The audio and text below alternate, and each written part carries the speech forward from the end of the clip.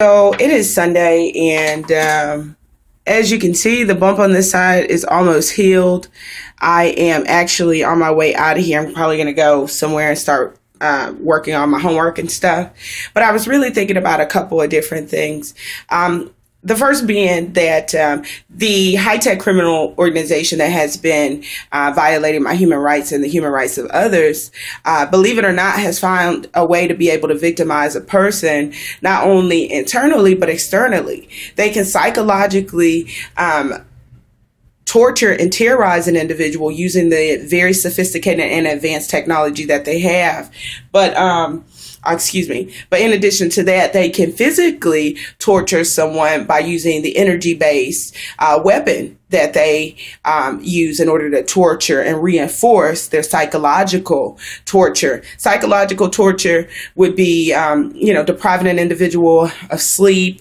It would also be taunting or humiliating or playing mind games, or in their case, being that they have very sophisticated brain-computer interface technology, it will also include transmitting scary, frightening images directly to a human's brain in order to scare them, or in order to traumatize them, or in order to condition them to respond in a way that the individual that has the technology wants them to respond. In my case, the interesting thing about my victimization from what I've heard from others who may be victims is that basically these high-tech terrorists had a lot of time with me in the beginning of this crime. My ex-husband had left me. I was graduating college. I was very isolated, and I was also dealing with severe anxiety. So me being able to actually communicate on video right now is something I would not have been able to do in 2008.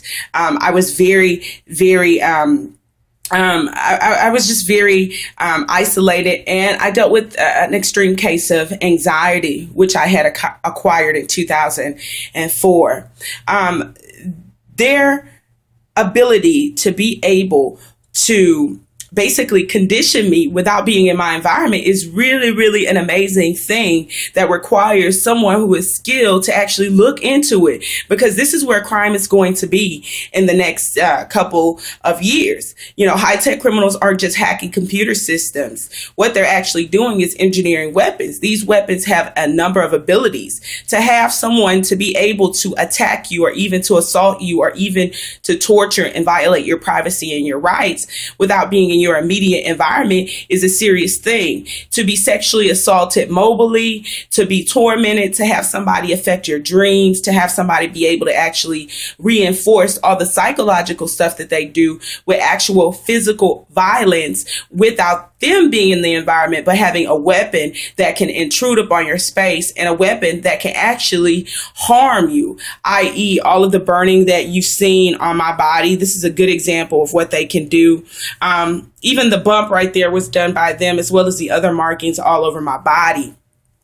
This level of crime is really serious because it's not where we are today, okay? It's where we're going. These high-tech terrorists have managed to be able to carry out acts of terrorism and torture in the wide open.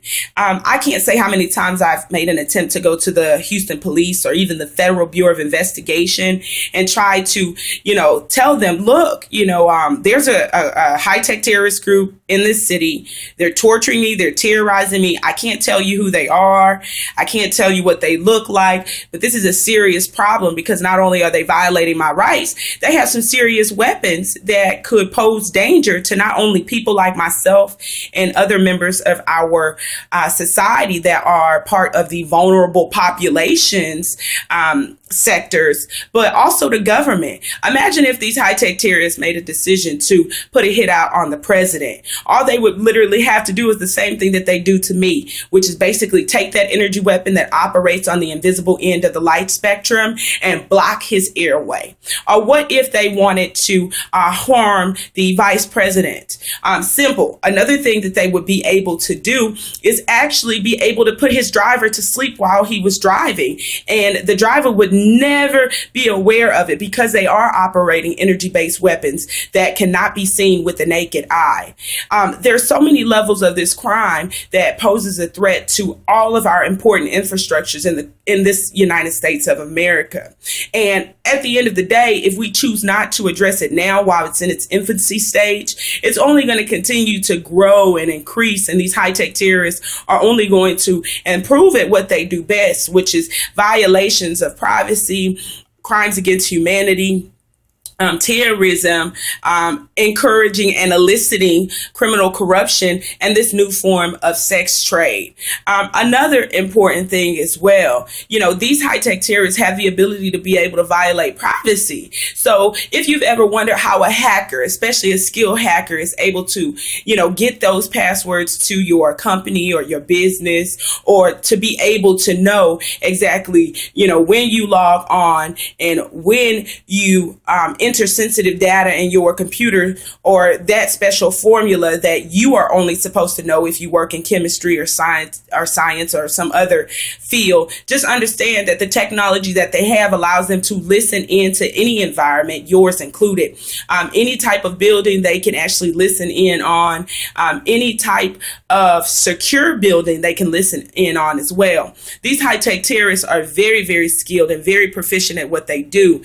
And because this technology is not being talked about, at least not the right way, and because government is refusing to address the concerns of victims like me who state that, hey, this terrorist organization is real, they're enacting a state of terrorism in America, and this is a problem that needs to be addressed by the only individuals that can address it, and those are the members in the government sector.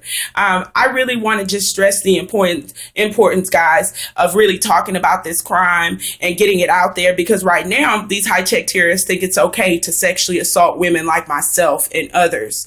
I've been in this crime for a substantial amount of time, and I'm tired. I should not have to live like this. I should not have to, exist where I am victimized by a threat that I cannot defend against. I can't defend against a energy-based weapon. I can't defend against terrorists who think that it's okay to be able to violate my privacy. And more importantly, I can't defend myself against, criminals who have the ability to convince law enforcement not to look into a report or to dismiss me or to ignore me.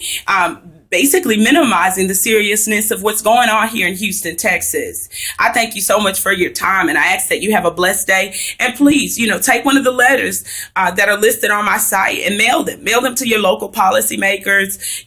Get the word out that this crime is going on so we can get our government to start paying attention, not only to women like me, to your privacy and the privacy of your children, because that's what's really at stake here. This is not one of those sci-fi sequels. This is real life. This is happening now. And if we don't put our foot in their terrorist agenda right now, then at the end of the day, what's going to happen is it threatens those that come behind us. Thank you.